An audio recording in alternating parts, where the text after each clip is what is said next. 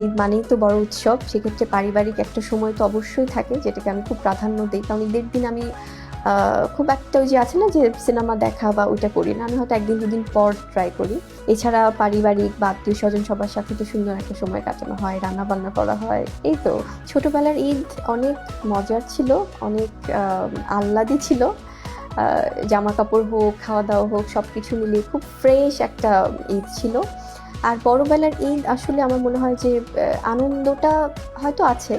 But এখন ওই নিজের কেনাকাটা নিজেকে সুন্দরভাবে ঈদ আনন্দে মাতিয়ে রাখার থেকে মনে হয় যে পরিবারের সবাইকে ঈদের আনন্দটা দেই বা দায়িত্বের জায়গাটা অনেক বেড়েছে।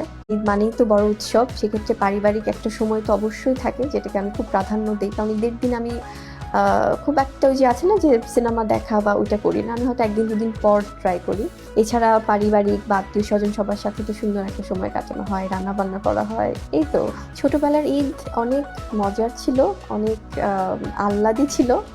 আ জামাকাপড় হোক, খাওয়া-দাওয়া হোক সবকিছু মিলিয়ে খুব ফ্রেশ একটা ঈদ ছিল।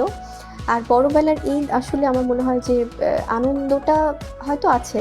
বাট এখন ওই নিজের কেনাকাটা নিজেকে সুন্দরভাবে ঈদ আনন্দে মাতিয়ে রাখার থেকে মনে হয় যে পরিবারের সবাইকে ঈদের আনন্দটা দেই বা দায়িত্বের জায়গাটা অনেক বেড়েছে।